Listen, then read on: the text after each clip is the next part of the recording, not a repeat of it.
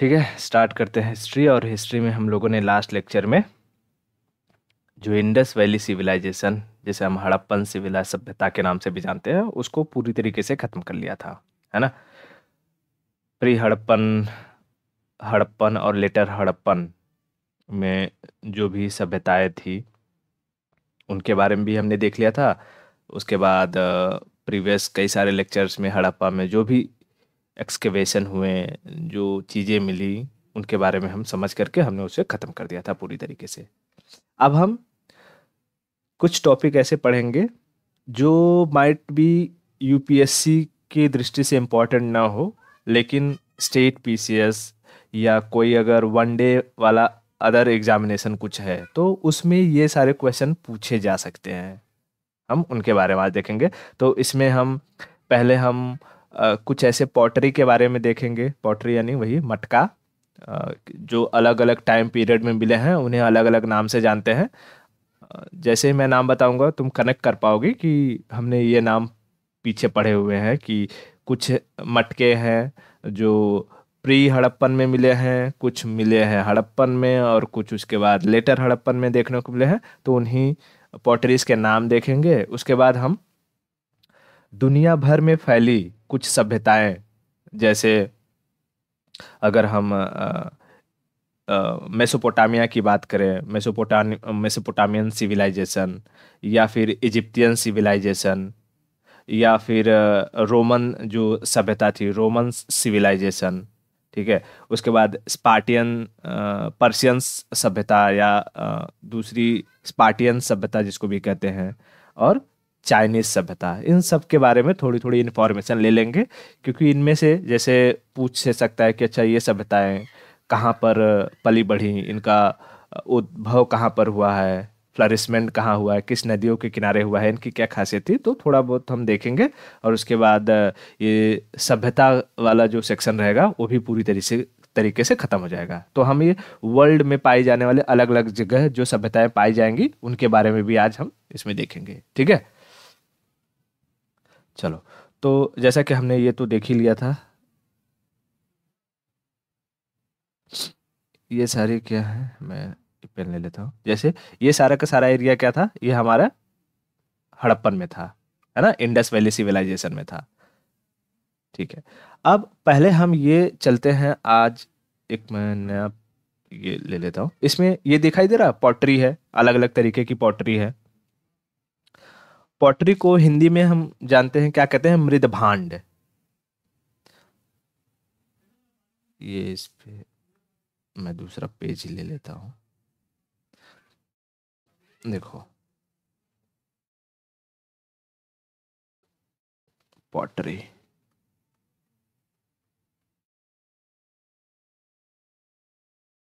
ठीक है। पॉटरी को हिंदी में क्या कहते हैं, मृद भांड। तो यहाँ से कुछ सवाल पूछता है, मैं बताऊंगा क्या क्या सवाल पूछता है। सबसे पहले अगर मैं बात करूं कि जैसे पॉटरी की खोज जिसने पहली बार की होगी दुनिया में और भारत में, तो उन खोजकर्ता के नाम पर हम उन्हें कहते हैं ना, फादर की उपाधि देते हैं, कि फादर ऑफ जैसे history, father father of biology, ये सब कहते हैं। तो वैसे ही फादर ऑफ पॉटरी अगर कहेगा कि दुनिया में किसे कहा जाता है, तो वो कहते हैं फ्लिंडर को। जनक वर्ल्ड में किसे कहा जाता है, फ्लिंडर। ठीक है, फ्लिंडर को। और यही फादर अगर भारत में कहेगा, इंडिया में किसे कहा जाता है, तो बीबी लाल को। याद है बीबी लाल? बीबी लाल वही है जिन्हें उन्हें कालीबंगा की खोज की थी। ठीक है, कालीबंगा की खोज की थी। अच्छा, उसके बाद ये पॉटरी से हमें बहुत सारी चीज़ों की इंफॉर्मेशन मिलती है। ठीक है, पॉटरी से हमें अ, उस टाइम पीरियड की इंफॉर्मेशन मिलती है, वहाँ के सभ्यता की इंफॉर्मेशन मिलती है, वहाँ के लोगों के रहन सहन के बारे में जानकारी मिल जाती है। इसीलिए पॉटरी को आर्कियोलॉजी का अल्फ़ाबेट कहा जाता है। अल्फ़ाबेट, जैसे अगर तुम्हें इंग्लिश पढ़ना है तो इंग्लिश के लिए तुम्हारा बेस क्या बनेगा, ABCD। है ना, अल्फाबेट ABCD। तो वैसे ही पॉटरी को हम क्या कहते हैं, अल्फाबेट ऑफ आर्कियोलॉजी, वर्णमाला, अल्फाबेट ऑफ आर्कियोलॉजी किसे कहा जाता है, पॉटरी को। अल्फाबेट ऑफ आर्कियोलॉजी पॉटरी को कहा जाता है। क्लियर हुआ? ओके। उसके बाद ये पूछेगा कि अच्छा, हमें जब पॉटरी मिलती है तो हम कैसे पता लगाते हैं कि ये कौन से टाइम पीरियड की है, यानी हम उसके एज के बारे में कैसे पता लगाते हैं, एज, या हम कहें टाइम पीरियड, टाइम पीरियड के बारे में कैसे पता लगाते हैं। जैसे मैं कहूँ कि तुम्हारे पास कोई, तुमने चट्टान उठाया, चट्टान यानी कोई पत्थर उठाया, और उस पत्थर के बारे में तुम्हें ये पता लगाना है कि अच्छा ये पत्थर कब का होगा। तो तुम उसको कैसे डिटरमाइन करोगे, तो उसके लिए होता है यूरेनियम मेथड से, कि यूरेनियम, ये चीज़ मैंने बायोलॉजी में भी पढ़ाई हुई है, यूरेनियम का इस्तेमाल किया जाता है और उससे डिटेक्ट करते हैं, मतलब उसके पार्टिकल्स को छोड़ करके उससे डिटेक्ट किया जाता है और वो बताता है कि अच्छा ये पत्थर कितना पुराना होगा या मिट्टी कितनी पुरानी होगी। उसी तरीके से अगर कोई फॉजिल है, फॉजिल यानी जो पहले जिंदा था लेकिन अब जिंदा नहीं है, जैसे हम लोग निकालते हैं ना फॉजिल फ्यूल कहते हैं, जीवाश्म, तो उसके बारे में पता लगाना रहता है तो हम कार्बन 14 का इस्तेमाल करते हैं। फिर वैसे ही अगर पेड़ वगैरह है, पेड़ों के बारे में जानकारी पता लगाना रहता है कि ये पेड़ कितना पुराना है, तो हम पेड़ को काट करके उसके अंदर के जो छल्ले होते हैं उसको हम देख लेते हैं। उसी तरीके से अगर जानवरों के बारे में पता लगाना रहता है कि जानवर की एज कितनी है, तो जानवरों में जो सींग होता है, सींग में भी ऐसे ऐसे छल्ले पाए जाते हैं, ऐसे ऐसे उनको हम काउंट कर लेते हैं, तो उनका अपना एक टाइम पीरियड होता है। और जिन जानवरों के सींग नहीं होते हैं तो उनके दांत को गिनते हैं, है ना, ये बायोलॉजी में हमने पढ़ा हुआ है। तो वैसे ही इस पॉटरी से अगर हमें टाइम पीरियड निकालना रहता है, पॉटरी से टाइम पीरियड निकालना रहता है, तो कैसे निकालते हैं, उसको कहते हैं थर्मोल्यूमिनेसेंस मेथड। कैसे निकालेंगे, thermo luminescence, SCENCE, thermoluminescence method.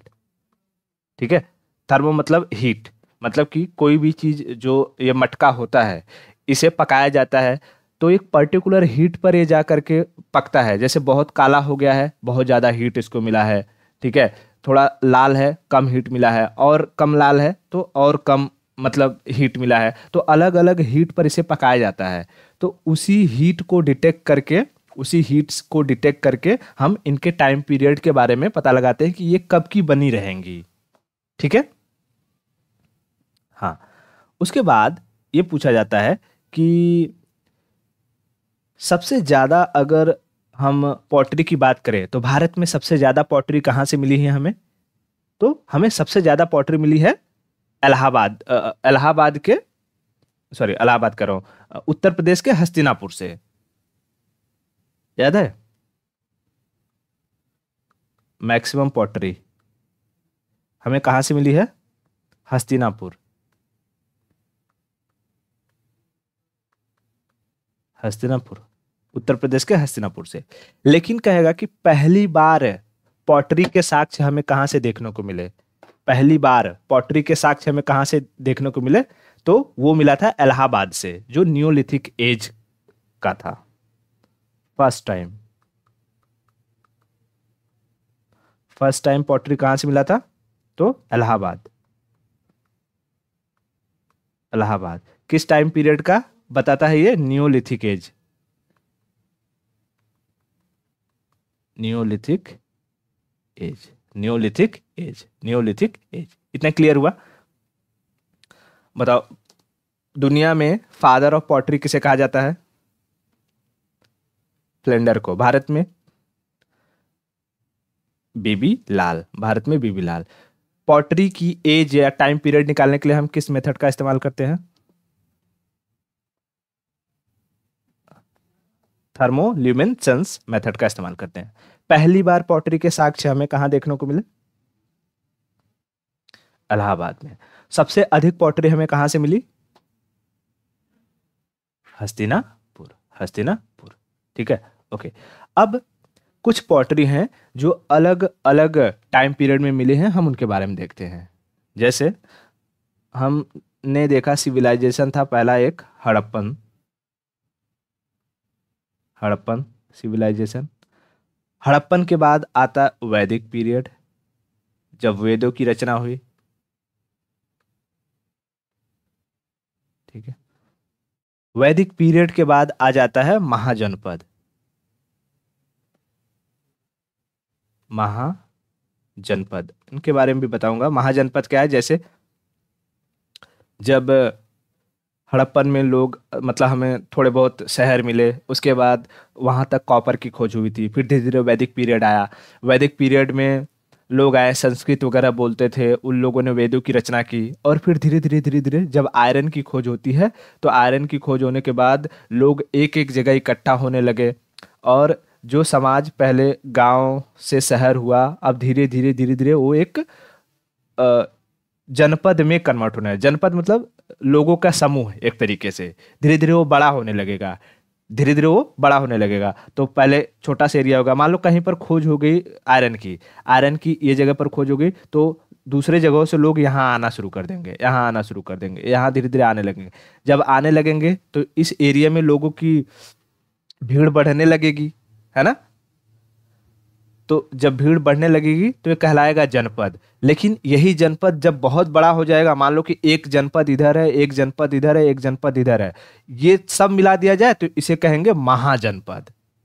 ठीक है, महाजनपद। तो जैसे हमें सुनने को मिलता है, हम हिस्ट्री में पढ़ते हैं कि मगध महाजनपद, पहले वो जनपद हुआ करता था, फिर धीरे धीरे धीरे धीरे, मतलब बिहार से शुरू हुआ, बिहार के राजगृह से, फिर धीरे धीरे धीरे बढ़ता बढ़ता बढ़ता बढ़ता वो उड़ीसा कलिंग तक गया, और इधर पश्चिम में अफगानिस्तान तक पहुंच गया। तो एक बड़ा महाजनपद बन गया, है ना? तो ये तीन टाइम पीरियड में हमें तीन तरीके के पॉटरी देखने को मिलते हैं। तो जो हड़प्पा में पॉटरी मिली उसे कहा गया गैरिक, हिंदी में कहा गया गैरिक मृदभांड, मृदभांड यानी ochre colour pottery, ORCHER, ochre colour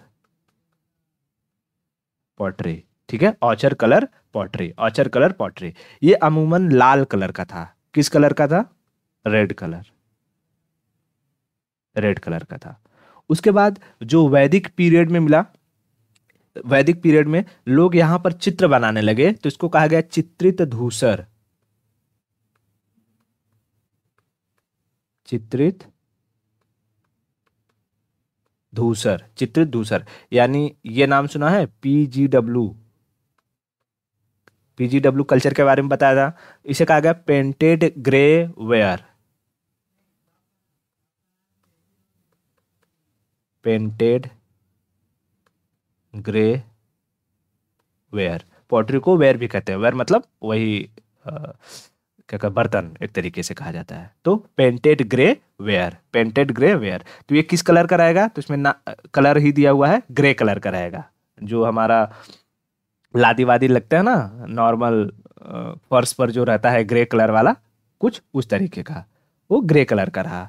उसके बाद महाजनपद काल में जो आया उसे कहा गया उत्तर काले चमकीले मृदभांड। मतलब यहाँ पर और उसे पॉलिश्ड कर दिया गया बढ़िया से। जो पॉटरी थी पहले नॉर्मल गैरिक था, उसे नॉर्मली बनाया जाता था, थोड़ा बहुत पका लिया जाता था और उसका इस्तेमाल करते थे, कोई चित्र नहीं होता था। लेकिन बाद में जब वैदिक पीरियड में आया तो लोग उस पर चित्र वगैरह बनाना शुरू किए, तो कहा गया चित्रित धूसर मृदभांड, PGW। उसके बाद महाजनपद में उस पर पॉलिश किया जाने लगा, पेंट वगैरह किया जाने लगा बढ़िया से एकदम। ठीक है, पेंटिंग करने लगे तो उसे, और ये महाजनपद वाला पूरा जो महाजनपद हम देखेंगे तो वो भारत के नॉर्थ में ही पाया गया था, है ना?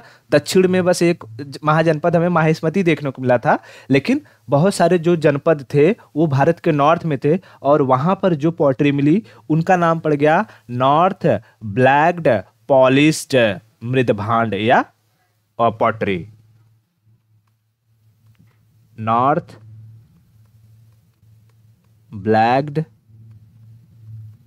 पॉलिश्ड पॉटरी या वेयर, ठीक है, नॉर्थ ब्लैक्ड पॉलिश्ड पॉटरी या वेयर, तो इसको शॉर्टकट में NBPW कहा जाता है, NBPW, यानी उत्तर काले चमकीले मृद भांड, उत्तर काले चमकीले मृद भांड, मृद भांड, उत्तर काले चमकीले मृद भांड, ठीक है, उत्तर काले चमकीले मृद भांड। इस जो नॉर्थ ब्लैक्ड पॉलिश्ड वेयर मिला है, इसका टाइम पीरियड कभी कभी पूछ लेता है। ये हमें 800 BC याद है, ये वाली सभ्यता, ये कल्चर कब से इवॉल्व हुआ था, डायरेक्टली आयरन एज में आया था। तो 800 BC से लेकर के ये 600 AD तक इसके साक्ष्य मिलते हैं, 600 AD तक इसके साक्ष्य मिलते हैं। इसमें इसमें हमें केमिकल का इस्तेमाल करते हुए मतलब दिखाई देता है कि ये जो पॉटरी थी इसमें केमिकल का इस्तेमाल किया हुआ है, क्योंकि इसको अगर पेंट करना है, बढ़िया इसको प्रीमियम डिज़ाइन देना है, तो उसमें कुछ ना कुछ लिपापोती करना पड़ेगा। तो पेंटिंग करने के लिए वो कुछ ना कुछ केमिकल का इस्तेमाल करते थे। तो हमें इस पॉटरी में हमें आयरन ऑक्साइड के साक्ष्य देखने को मिलते हैं। किसके साक्ष्य देखने को मिलते हैं? Iron oxide. तो कहेगा कि कौन सा पॉटरी है जिसमें हमें केमिकल्स का इस्तेमाल या आयरन ऑक्साइड के एविडेंस देखने को मिले हैं? तो नॉर्थ ब्लैक्ड पॉलिश्ड वेयर में, नॉर्थ ब्लैक्ड पॉलिश्ड वेयर में, ठीक है। तो सबसे पहली बार जो इंसान ने केमिकल का इस्तेमाल किया वो इसी पॉटरी बनाने में किया था। पहली बार अगर केमिकल की खोज कहीं इंसान ने करी होगी तो वो पॉटरी बनाने में करी होगी, ठीक है। ओके, अब देखो, जैसे अगर हम बात करें हड़प्पन में हमें किसकी खोज हुई थी, तो कॉपर वगैरह की खोज, कॉपर का इस्तेमाल लोग करते थे, है ना। नियोलिथिक एज में कॉपर की खोज हो गई थी। उसके बाद धीरे धीरे कॉपर का इस्तेमाल बहुत बढ़ने लगा, तो कैल्कोलिथिक पीरियड कहा गया स्टोन एज के बाद। तो ये हम कह सकते हैं कि ये चारकोलिथिक एज है, चारकोलिथिक, कैल्कोलिथिक, कुछ भी कहो मतलब वही है, कैल्कोलिथिक, कैल्कोलिथिक। और कैल्कोलिथिक से ये जो चला है ये महाजनपद आयरन एज तक गया है, मतलब महाजनपद की बात करें आयरन एज तक गया है। तो हमें कभी कभी पूछता है कि ऐसा कौन सा पॉटरी है जो हमें कैल्कोलिथिक से लेकर के आयरन एज या महाजनपद काल तक देखने को मिलता है। तो उसमें आता है काले और लाल, मतलब वो पॉटरी ऐसा था कि उसमें मिक्स था। इसका ऊपर का सेक्शन जो होता था पॉटरी का वो काला हुआ करता था और नीचे का सेक्शन लाल हुआ करता था, ठीक है, रेड हुआ करता था। तो काले और लाल मृद भांड,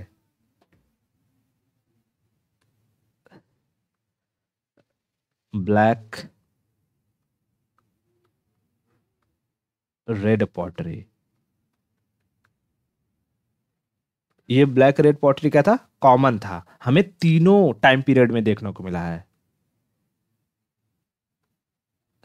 कॉमन इन और टाइम पीरियड, ठीक है, तीनों ही टाइम पीरियड में हमें ये पॉटरी देखने को मिली है।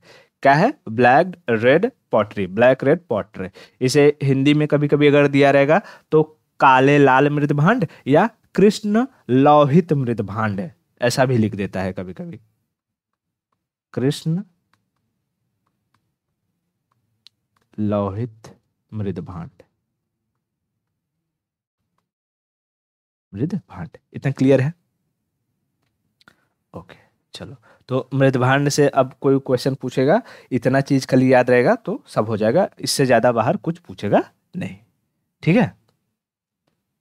ओके, चलो। अब हम आते हैं सभ्यताओं के ऊपर। जैसे जो दुनिया भर में अलग अलग सभ्यताएं पाई गई, भारत में तो हमने पढ़ लिया, अब दुनिया भर में जो अलग अलग सभ्यताएं पाई गई हम उनके बारे में पढ़ेंगे। जैसे हम सबसे पहले पढ़ेंगे मेसोपोटामिया के बारे में। तो मुझे मेसोपोटामिया के बारे में बताने से पहले वो उसका जगह बताना पड़ेगा, तो उसके लिए मैं ये ले लेता हूँ मैप, बोर्ड, फाइल मैप, हमें चाहिए वर्ल्ड का मैप, और वर्ल्ड मैप में हमें ईरान और इराक चाहिए, तो ये आ जाएगा।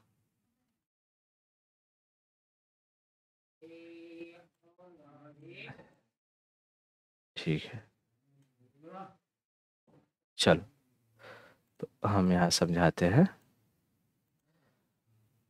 ये भारत का नक्शा पहले इन लोगों ने बिगाड़ दिया है, तो हमारा भारत का नक्शा ऐसा नहीं है,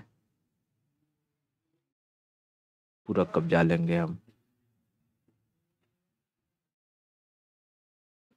ये ऐसा है हमारा है भारत। अ, पूरा पाकिस्तान ले लूंगा मैं तो।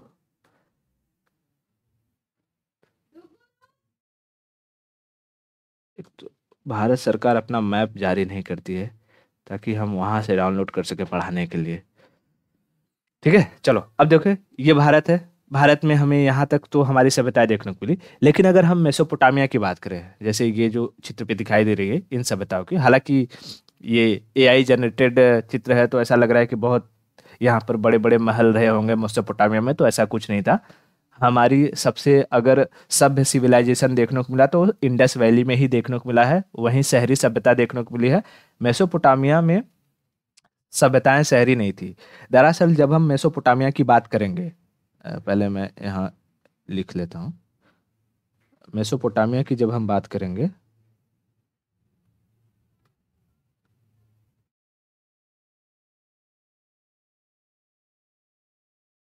अ, मेसोपोटामिया, ठीक है, मेसोपोटामिया की बात करेंगे, तो इस मेसोपोटामिया को चार अलग अलग सभ्यताओं में बांटा गया था। ठीक है, मेसोपोटामिया को चार अलग अलग सभ्यताओं में बांटा गया था। तो मैं पहले उनका नाम लिख देता हूं ताकि क्लियर रहे। देखो, एक था सुमेरियन की सभ्यता, सुमेरियन सिविलाइजेशन। दूसरा था बेबीलोनियन, बेबीलोनियन। तीसरा था असीरिया, असीरिया। और चौथा था कैट्रिया। ये चार सभ्यताएं मिलकर के बनाती थी मेसोपोटामिया की सभ्यता। ठीक है, ये चार सभ्यताएं मिलकर के बनाती थी मेसोपोटामिया की सभ्यता। इसमें से ये जो सुमेरियन थी, सिर्फ यही अर्बन थी। सुमेरियन क्या थी? खाली यही अर्बन थी, बाकी सब गांव था। बाकी सब क्या था? गांव था। ठीक है, बाकी सब गांव था। अब देखो, पहले हम अब यहां आ जाते मैप पे। तो सबसे इंपॉर्टेंट बात कि अच्छा, ये जो मेसोपोटामिया थी, ये मेसोपोटामिया आज के टाइम में अगर उसका लोकेशन देखे तो कहाँ पर थी? तो आज के इराक में। जैसे ये पाकिस्तान है, ये अफगानिस्तान है, और ये क्या है? ईरान है, और ये है इराक। ठीक है, हाँ। इसलिए कभी कभी कंफ्यूज हो जाता है इंसान को कि अच्छा, ये ईरान है कि इराक है, तो मैं इसको लिख देता हूँ, ये ईरान है, ये रहा हमारा इराक। और इराक में ये दो नदियां दिखाई दे रही हैं यहां से, ये ये दो नदियां हैं। ये दो नदियों का नाम है टिग्रिस और यूफ्रेटस। मैं यहाँ टी और यू लिख दूं, यहाँ लिख ही देता हूं, टिग्रिस और यूफ्रेटस। ठीक है, टिग्रिस और यूफ्रेटस, इन्हीं दोनों नदियों के बीच का ये जो जगह है, तो दो नदियों के बीच के जगह को हम क्या कहते हैं? ज्योग्राफी में हमने पढ़ा है दोआब, है ना?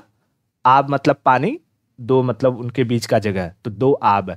इन्हीं दो नदियों के बीच, टिग्रिस और यूफ्रेटस नदियों के बीच हमें जो सोर्स मिलते हैं वो मेसोपोटामियन सभ्यता के सोर्स मिलते हैं। तो पूछेगा मेसोपोटामियन सिविलाइजेशन किस नदियों के किनारे फ्लरिश्ड हुई? टिग्रिस और यूफ्रेटस। आज के टाइम पीरियड में उनका लोकेशन किस देश में है? इराक। ठीक है, इराक, यहां मैं लिख देता हूं इराक। ठीक है, यहां एरो है, इराक। इराक में टिग्रिस और यूफ्रेटिस नदियों के बीच हमें मेसोपोटामियन सभ्यता देखने को मिली। क्या यह मेसोपोटामिया में, हाँ, यह मेसोपोटामिया ये कितनी 4 अलग अलग सभ्यताओं से मिलकर बनी हुई थी? सुमेरियन, बेबीलोनियन, असीरिया और कैट्रिया। सुमेरियन, बेबीलोनियन, असीरिया और कैट्रिया। इसका टाइम पीरियड की बात करें तो ये 3100 बीसी, ठीक है, 3100 बीसी। यानी जब हम बात करते हैं हमारे इंडस वैली की, जो 2300 बीसी के आसपास देखने को मिलती है, तो उससे 1000 साल और पहले की यह सभ्यता थी मेसोपोटामिया। यानी दुनिया की सबसे पहली सभ्यता जो मानी जाती है वो कौन सी मानी जाती है? मेसोपोटामियन। कि मेसोपोटामिया में पहले लोग रहे होंगे। उसके बाद कुछ कुछ जो स्कॉलर्स है वो तो यही मानते हैं कि सुमेरिया से लोग भारत में गए थे और वहां पर इंडस वैली सिविलाइजेशन या हड़प्पन सभ्यता का फ्लरिशमेंट हुआ था। बट ऐसा कुछ एविडेंस मिलता नहीं है। भारत के हिस्टोरियन उसे पूरी तरीके से खारिज कर देते हैं कि नहीं नहीं, ये हमारी खुद की यहाँ के लोग थे, खुद की यहाँ की सभ्यता थी, भारत की इंडिजीनियस सभ्यता थी। ठीक है, तो मेसोपोटामिया का टाइम पीरियड है 3100 बीसी। अगर नदी पूछेगा किस नदी के किनारे, तो टिग्रिस एंड यूफ्रेटस। टिग्रिस और यूफ्रेटस। देश पूछेगा तो कंट्री इराक में। अच्छा, ये सिविलाइजेशन शहरी थी या ग्रामीण थी? एक शहरी थी, बाकी ग्रामीण था, तो हम इसे ओवरऑल लेंगे तो कहेंगे ये ग्रामीण थी। सिविलाइजेशन कैसा था?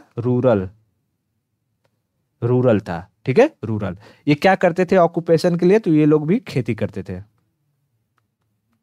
ऑक्यूपेशन में ये एग्रीकल्चर करते थे। खेती करते थे। क्लियर है? ओके।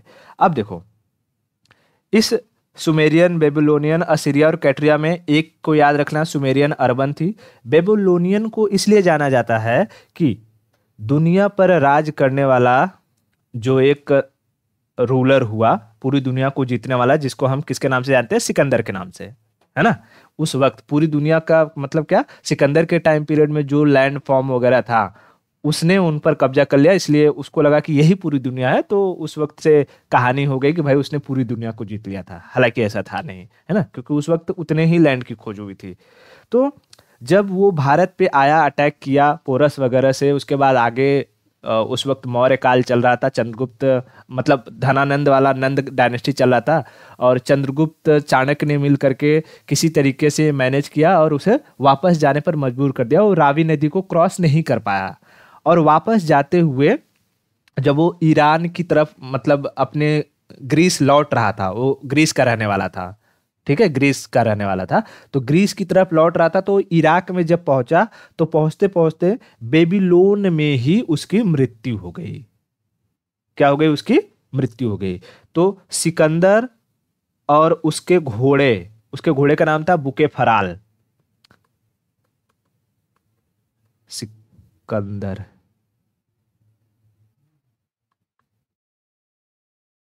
सिकंदर और उसके घोड़े का नाम क्या?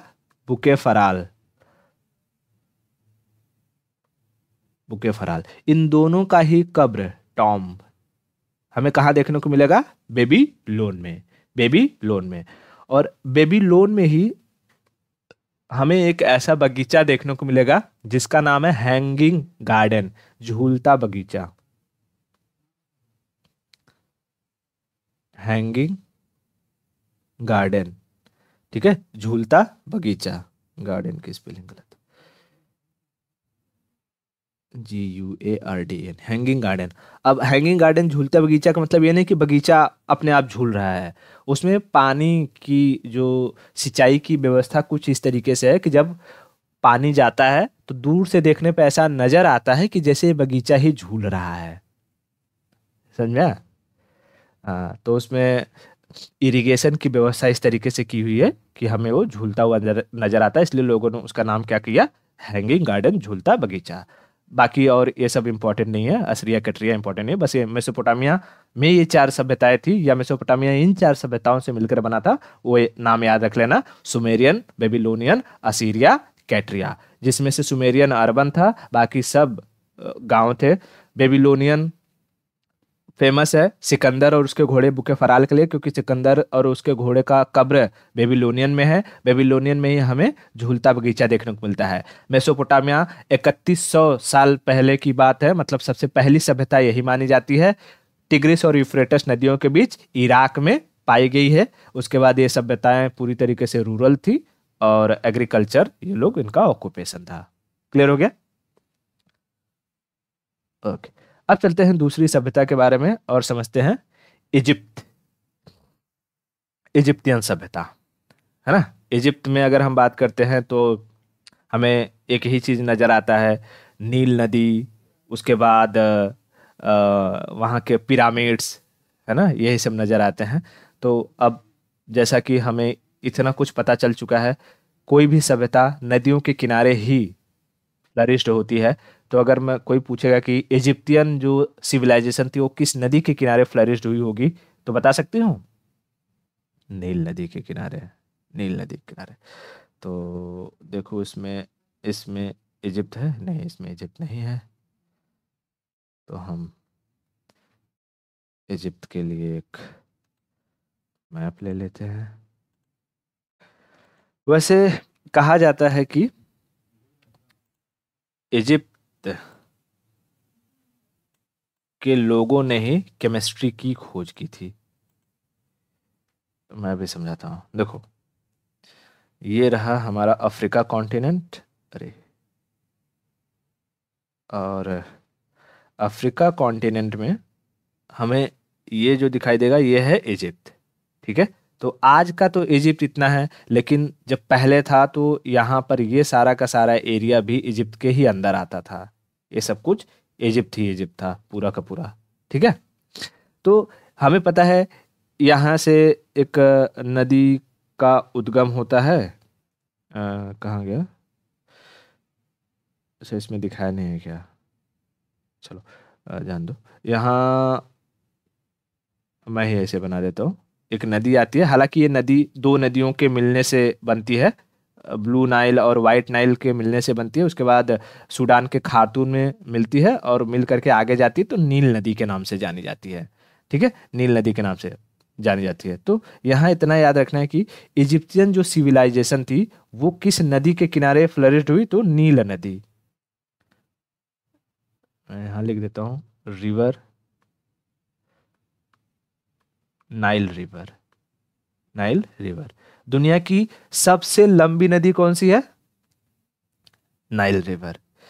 लेकिन क्या होगा कि दुनिया की सबसे बड़ी नदी, लार्जेस्ट नदी, अमेजोन हो जाएगी। तो लंबी और मतलब लॉन्ग और लार्जेस्ट में क्या फर्क होता है? एक में लंबाई होती है, लेकिन लार्जेस्ट में लंबाई के साथ साथ गहराई भी होती है, यानी उसमें वाटर का जो वॉल्यूम होता है वो ज़्यादा होता है, पानी ज़्यादा उसमें इकट्ठा होता है, तो होता है, ठीक है। तो नील नदी के अ, आसपास जो सभ्यता फ्लरिश्ड हुई, पनपी, उसे कहा गया इजिप्टियन सिविलाइजेशन। अब इजिप्टियन सिविलाइजेशन में हमें ये जो पिरामिड देखने को मिलते हैं, ये इजिप्ट में ही एक शहर है गीजा, गीजा, गीजा। और इस गीजा में ही ये सारे के सारे पिरामिड्स, मतलब अधिकतर पिरामिड देखने को मिलते हैं। ये नहीं कि पूरे ही इजिप्ट में ये पिरामिड्स हैं, नहीं, इजिप्ट के गीजा शहर में ये सारे पिरामिड देखने को मिलते हैं, इसलिए कहा जाता है गीजा का पिरामिड, ठीक है, गीजा का पिरामिड। उसके बाद इन पिरामिड को बनाने के पीछे वजह क्या रही होगी? जैसे अगर हम बात करें तो वहाँ जो राजा हुआ करते थे, ठीक है, वहाँ का एक राजा था, उसका नाम था फिरौन। पहले मैं, देखो देखो ये जो राजा है दिखाई दे रहा है, उसका नाम था फिरौन। फिरौन लिखते हैं, या कभी कभी इसका स्पेलिंग ये भी होता है, PHARAOH, फिरौ, ये भी कहते हैं। तो फिरौन था, अब फिरौन की तरह ही और भी राजा हुए, और वो सब बड़े ही निर्दयी किस्म के राजा थे। मतलब अपने लिए सब कुछ वो करते थे, अपने जिंदा रहते तो अपना सुख भोगते ही थे, इनको मरने के बाद भी इनका सुख चाहिए रहता था कि अगर ये मर जाएं तो भी इनके शरीर को ऐसी जगह पर रखा जाए और वही सारी व्यवस्था उसमें की जाए जो ये जिंदा रहते हुए अपने आसपास रखते थे। इनका मतलब इजिप्शियंस की मान्यता थी कि हमारा शरीर जब एक बार मर जाता है तो किसी वजह से ये पुनर्जन्म हो सकता है, वापस से क्या हो सकते हैं, हम जिंदा हो सकते हैं। तो इसके लिए ये क्या बनवाते थे, पिरामिड्स बनवाते थे बड़े बड़े, और इन पिरामिड्स के अंदर अपनी कब्र को रखवाते थे। अपनी कब्र के साथ साथ उनकी जो भी मनपसंद दीदा चीजें होती थी, पूरा का पूरा उनके, कभी कभी उनके सैनिकों को चुनवा दिया जाता था, जो फेवरेट सैनिक होते थे, जानवर होते थे, या उसके बाद उनका जो लोटा थरिया, खाना खाने वाली चीजें, मतलब हर एक चीज अंदर एक कक्ष बना करके उनमें रख दिया जाता था, उनमें रख दिया जाता था। ठीक है, तो अब बहुत टाइम के बाद शरीर जिंदा हो सकता है, उसके लिए ये जरूरी है कि इनका ये जो शरीर है ये प्रिजर्व रहे, सुरक्षित रहे। तो इस शरीर को प्रिजर्व करने के लिए ये लोग इस पर मसाला लगाते थे, और मसाले में केमिकल का इस्तेमाल करते थे ताकि ये शरीर सड़े गले ना। तो ऐसा कहा जाता है कि मतलब अगर पूछेगा कि सबसे पहली बार केमिस्ट्री की खोज कहाँ हुई, तो सबसे पहली बार केमिस्ट्री की खोज इजिप्ट में हुई, इजिप्टियन सिविलाइजेशन के टाइम पीरियड में हुई। और केमिस्ट्री को साइंस, विज्ञान का विज्ञान कहा जाता है, साइंस ऑफ साइंस। ठीक है, केमिस्ट्री की खोज अगर पूछेगा कि किस सभ्यता के टाइम पीरियड में हुई, तो इजिप्टियन सिविलाइजेशन के टाइम पीरियड में हुई। यहाँ का ये जो राजा फिरौन था, इसको श्राप मिला हुआ था कि तुम्हारे शरीर को ना ही अग्नि जला सकेगी, ना ही जो हवा है वो सुखा सकेगी, ना ही पानी भिगा सकेगी। तुम इसी धरती पर इधर उधर भटकते रहोगे, तुम्हें मुक्ति नहीं मिलेगी। और उसको मरने के बाद ऐसे ताबूत में करके उसे मस्त लपेट वगैरह के, देखो यहाँ लपेट के अपना बैठ के बढ़िया आराम कर रहा है, कहता है कभी कभी निकल के बाहर आ जाऊंगा, तो आ जाता है। और ऐसे ही उसको ढक दिया गया। और फिर जब बाद में लोगों ने आज के टाइम में जैसे जब खुदाई वगैरह हुई, आर्कियोलॉजिकल जो सर्वे वगैरह किया गया, लोग उसके अंदर घुसे किसी तरीके से करके, तब उसके कब्र वगैरह को पाया गया और देखा गया था कि बेचारा एकदम ढचक पचक गया है, उसकी बस हड्डियां बची हुई हैं। ठीक है, तो ये समझ में आ गया। इजिप्ट का सबसे जो फेमस राजा या कहें खतरनाक राजा का नाम क्या था, फिरौन। फिरौन। ठीक है, आगे बढ़े। ओके, अब आगे चलते हैं और समझते हैं हम रोमन सिविलाइजेशन के बारे में। कौन सी सभ्यता, रोम।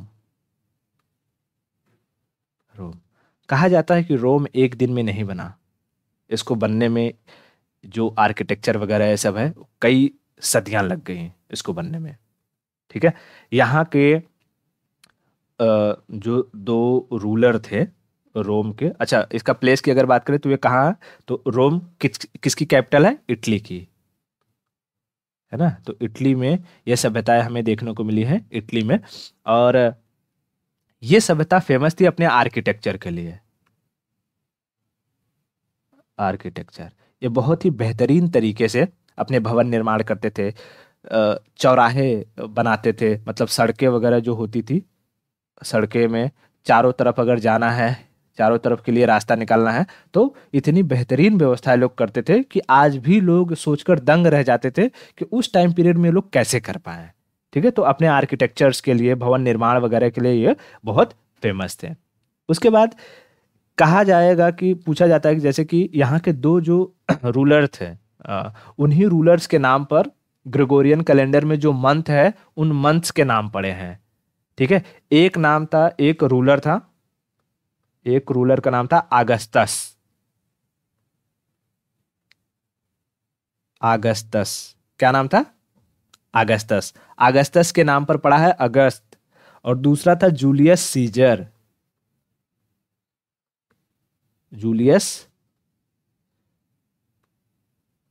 सीजर, जूलियस सीजर के नाम पर पड़ा है जुलाई।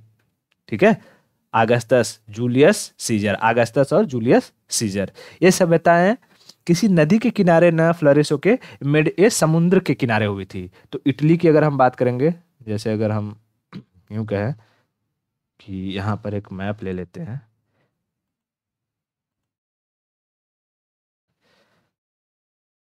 इटली, हाँ यहाँ देखो,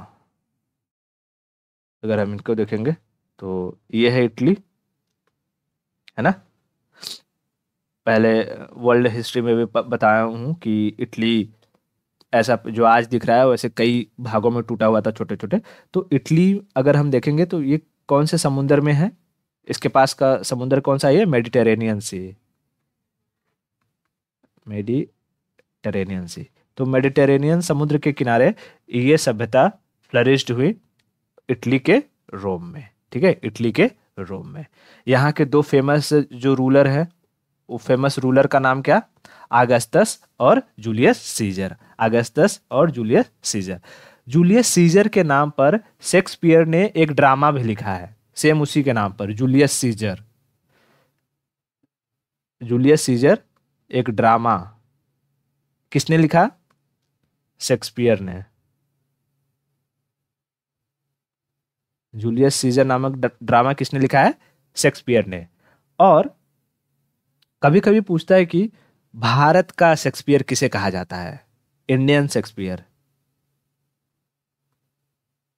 इंडियन शेक्सपियर किसे कहा जाता है, तो कालिदास को, ठीक है, कालिदास को इंडियन शेक्सपियर। अब पता नहीं ये क्या विडंबना है कि भारत में जितने महान महान वैज्ञानिक हुए, हमने ये नहीं कहा कि भारत के वैज्ञानिकों की तुलना को हम यूरोप के वैज्ञानिकों के या दार्शनिक के बेसिस पर कर दें। हम यूँ कहते हैं, जैसे हम ये भी तो कह सकते हैं कि यूरोप का शेक्सपियर किसे कहा जाता है, कालिदास को कहा जाए। क्यों हम यूँ कहें कि भारत का शेक्सपियर, या यूँ कहते हैं ना, जैसे शेक्सपियर को हम यूँ कह सकते थे कि यूरोप का कालिदास किसे कहते हैं, तो शेक्सपियर को कहते हैं, ऐसा भी तो हो सकता था। लेकिन नहीं, हम ये ही जानते हैं कि भारत का शेक्सपियर किसे कहेंगे, कालिदास को। ऐसे ही जब मैं नागार्जुन के बारे में पढ़ा रहा था तो नागार्जुन को बताया था कि उन्हें भारत का आइंस्टीन कहा जाता है, जबकि आइंस्टीन से कई हजार साल पहले नागार्जुन हो चुके हैं। रिलेटिविटी का थियरी जो आइंस्टीन ने इस 19वीं सदी में जाकर के दिया, नागार्जुन ने तब दे दिया था। तो हम ये कभी दुनिया ये नहीं कहती, क्योंकि अच्छा ये क्यों हुआ होगा ऐसा चीज़ें कि जाहिर सी बात है यूरोपियन ने हम पर राज किया, तो वो कभी इस बात को एक्सेप्ट नहीं करेंगे कि कोई भी नाम हम भारत के किसी जो वैज्ञानिक है या वहाँ के लिटरेचर में जो हुए बौद्धिक लोग हैं उनके नाम पर रखे। वो लोग अपने नाम पर हमारा नाम रखेंगे, तो ऐसा हो गया। नहीं तो अगर ऐसा ही होता तो हम ये कह रहे होते कि यूरोप का नागार्जुन किसे कहते हैं, तो आता अल्बर्ट आइंस्टीन। लेकिन हम ये जानते हैं कि भारत का आइंस्टीन किसे कहते हैं, नागार्जुन को, है ना। तो आज तक बहुत सारी चीजें हैं जो बदलनी तो चाहिए, बट कौन बदलेगा ये सब, ठीक है। तो ये समझ में आ गया रोम, रोम किस लिए फेमस था।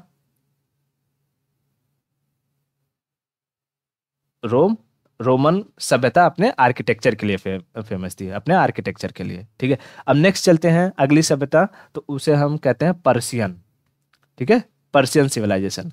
पर्सिया, पर्सिया आज के ईरान को कहा जाता है। किसे कहा जाता है, ईरान को। ईरान, मैं देखूँ यहाँ से मैप मिल जाए हमें, ईरान हमने दिखाया ना यहाँ पे, देखो मैं यहीं पे इसको रिमूव कर देता हूँ। तो ये है ईरान, ईरान, ठीक है, ईरान। ईरान में हमें किन सभ्यताओं के एविडेंस मिलते हैं, पर्शियन। ईरान को पर्सिया कहते हैं, मतलब फारसी में फारस कहा जाता था, पर्शियन सिविलाइजेशन। और क्यों कहा गया इसे फारस, तो इसे यहाँ पर्शियन, एक गल्फ है, पर्शियन गल्फ, है ना, ये है, अरे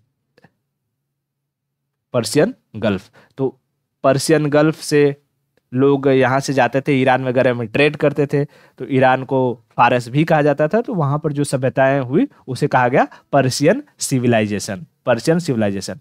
तो पर्शियन से ही याद रखना कि आज के जो पारसी लोग हैं, पारसी लोग जो भारत में भी हैं, है ना।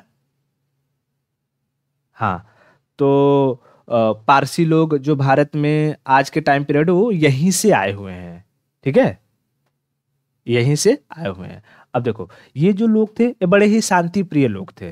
ये लोग ज्यादा मारा पीटी में भरोसा नहीं रखते थे। ये लोग किसकी पूजा करते थे, तो फायर, आग की पूजा करते थे, वर्शिप। पर्शियन लोग आग की पूजा करते थे, ठीक है, आग की पूजा करते थे। और उसके बाद ये कैसे इस सभ्यता का डिस्ट्रॉय हुआ, तो यहाँ से जब ग्रीस अभी इसमें तो ग्रीस दिखाई नहीं दे रहा है, यहीं पर समझ लो, ये यहीं आएगा तुम्हारा, इसके थोड़े से पहले ही ग्रीस। ग्रीस से जब वो चला था वो सिकंदर, तो वो आते आते आते इन सबको जीत लिया था, और यहाँ पर जितनी भी सभ्यताएं थी उन सारी सभ्यताओं का नाश कर दिया था। तो ईरान में पनप रही पर्शियन सभ्यता को नाश करने वाला था सिकंदर। और जब यहाँ से पीट पाट रहा था इन लोग को, तब ये लोग भाग भाग के यहाँ आगे की तरफ आए थे। और भारत में आज भी हमें जो कुछ थोड़े बहुत पारसी देखने को मिलते हैं, वो सब यहीं के रहने वाले हैं, ठीक है। हाँ, तो आ करके गुजरात, महाराष्ट्र, इन सब एरिया में बस गए थे। तो पर्शियन सिविलाइजेशन हमने ईरान में देख लिया। उसके बाद आती है ग्रीस सिविलाइजेशन। ग्रीस को हम कहते हैं स्पार्टियन। मैं दिखाता हूँ यहाँ पे इमेज, देखो इसमें ग्रीस दिखाई देगा। हाँ देखो, ये जैसे ना, ये ग्रीस है, इसको हटा दो। ये क्या है, ग्रीस। इसी ग्रीस में जन्म मतलब पनप रही थी स्पार्टियन सभ्यता। स्पार्टियन, ठीक है, स्पार्टियन सभ्यता।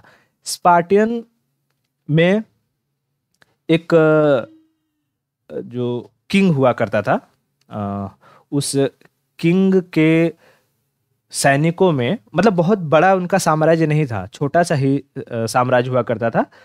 और उनके जो सैनिक हुआ करते थे, उस सैनिक में 300 सोल्जर ही रहते थे। 300 सोल्जर ही रहते थे।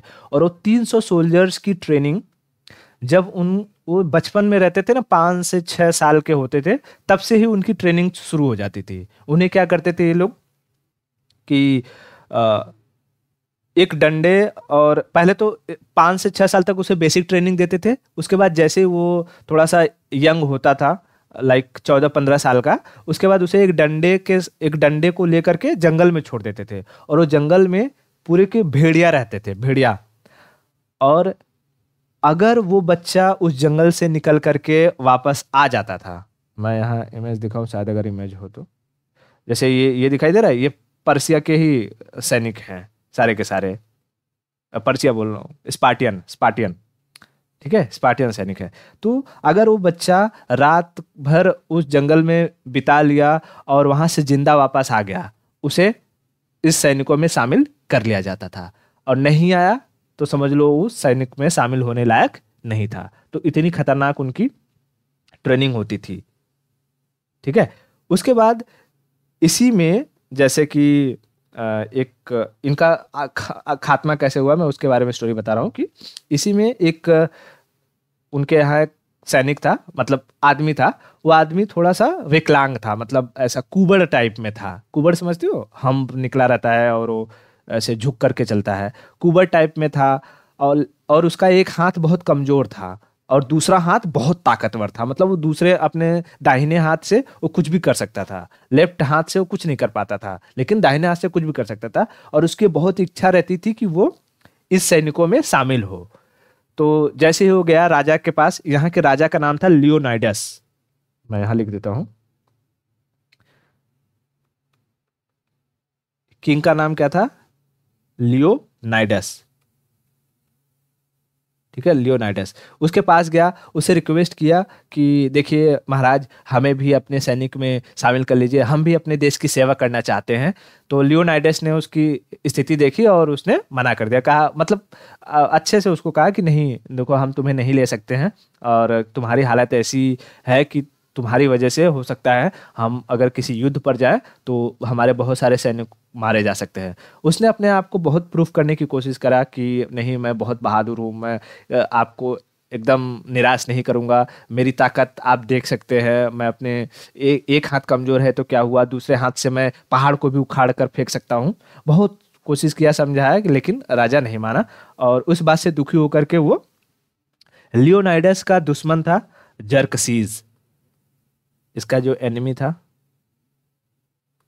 उसका नाम था जर्कसीज। इस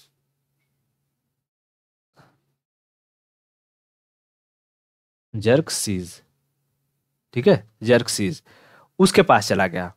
जर्कसीज के पास गया, और ये 300 जो सैनिक थे, ये अपने शहर की जो सुरक्षा कर पाते थे।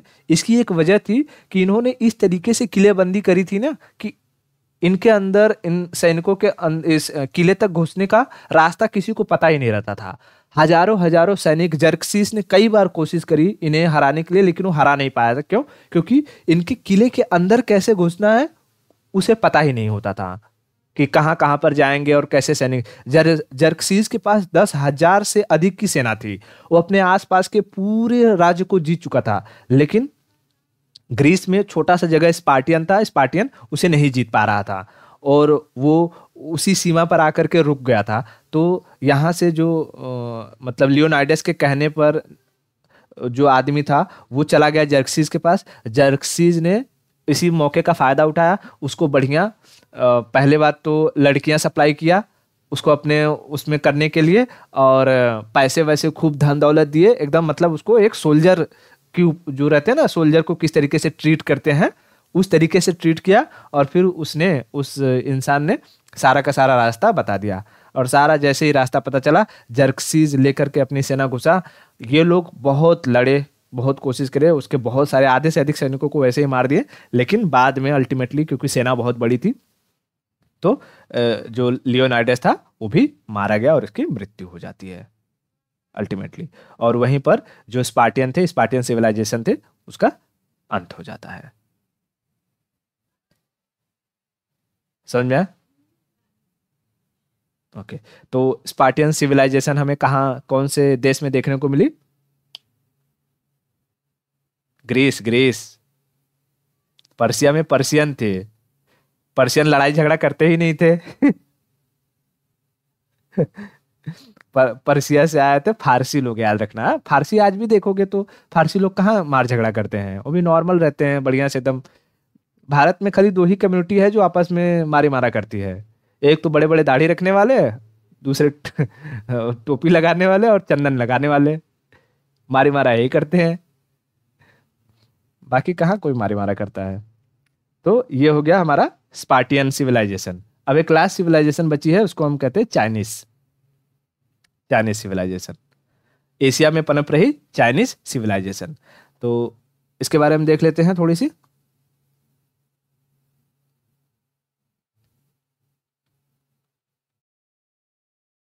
चाइनीज सभ्यता, देखो, चाइनीज सिविलाइजेशन कहेगा कि भाई चाइनीज सिविलाइजेशन किस नदी के किनारे पनपी, तो यहाँ की इनकी नदी है एलो रिवर।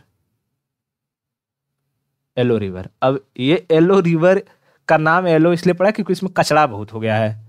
मतलब इतना मिट्टी है कि वो पानी एकदम मटमैला हो जाता है, येलो येलो दिखने लगता है, तो इसलिए इसका नाम पड़ा येलो रिवर। येलो रिवर को वांगहो रिवर के नाम से भी जानते हैं।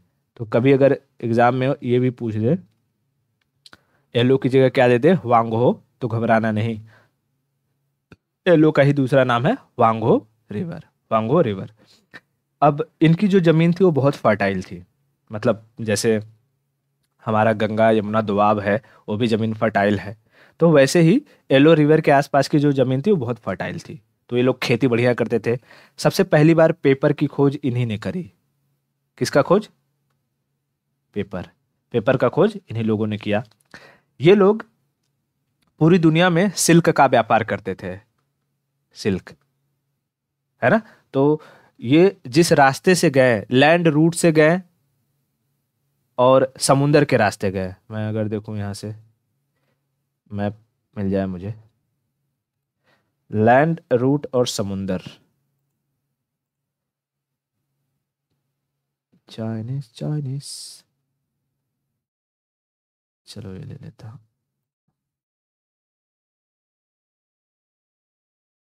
ठीक है, जैसे ये है चाइना,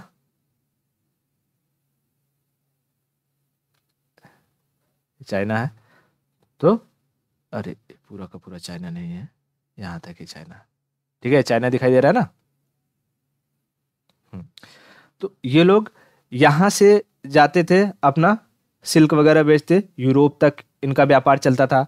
और फिर ये समुंदर के रास्ते भी जाते थे और अपना व्यापार करते थे, सिल्क बेचते थे। तो इन्हीं रास्तों को हम आज जानते हैं सिल्क रूट के नाम से।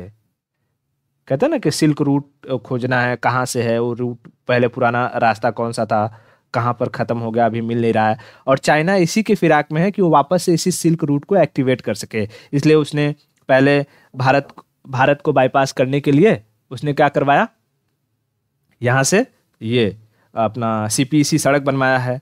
ठीक है, सीपीसी सड़क, ताकि वो भारत को बाईपास कर सके। उसके बाद यहाँ पर जो ये क्या कहते हैं, अफ्रीका है, अफ्रीका में यहाँ पर वो अपने कुछ बेस बना रहा है कि अपने नेवल बेस वहाँ पर स्थापित कर रहा है कि ताकि वहाँ से अपने शिप वगैरह को ले जा सके, कहीं वो रास्ता ना मिले। उसके बाद ये अगर हम देखें तो अभी मैप तो ऊपर होगा, एक मिनट जस्ट देखते हैं मैप को ऊपर करके। जैसे अगर नीचे देखेंगे तो उसको पता है कि यहाँ पर इंडिया क्या कर सकता है, ब्लॉकेज लगा सकता है। यहाँ पर इंडिया ब्लॉकेज लगा सकता है, तो इंडिया पर निगरानी करने के लिए वो यहाँ श्रीलंका से दोस्ती वगैरह कर लिया है, वहाँ का पोर्ट ले लिया है। ठीक है, फिर उसके बाद ये थाईलैंड वगैरह को वो चाह रहा है कि यहाँ से उसका कुछ बन जाए। हाँ, कि अगर यहाँ से अगर इंडिया ब्लॉकेज लगाए तो वो लैंड रूट के जरिए यहाँ से होते हुए यहाँ से निकल जाए, या यहाँ से होते हुए यहाँ से निकल जाए। अभी अभी मालदीव का हमने केस देखा ही है, मालदीव भी उसके इन्फ्लुएंस में जा चुका है ना। तो धीरे धीरे धीरे धीरे वो इसी रूट को वापस से एक्टिवेट कर रहा है, ताकि वो अपने ट्रेडिंग को फिर से उसी तरीके से अपना स्टार्ट कर सके। उसको पता था कि कई आज से हजारों साल पहले भारत में एक राजा हुआ था कनिष्क, और कनिष्क ने इन चाइनीज लोगों को पकड़ के बहुत मारा था, बहुत पीटा था। है, मैं बताऊंगा जब अभी वो महाजनपद वगैरह पढ़ाऊंगा तो उसमें बताऊंगा कि कनिष्क ISPK वगैरह बताऊंगा कि कनिष्क हुआ, और वो कनिष्क जो है उन्हें पकड़ के बहुत मार मारा था, क्योंकि वो पहले से सिल्क का व्यापार करते थे। तो एक बार कनिष्क ने उन लोग से पूछा कि अच्छा ये सिल्क कैसे बनता है, हमें भी बताओ।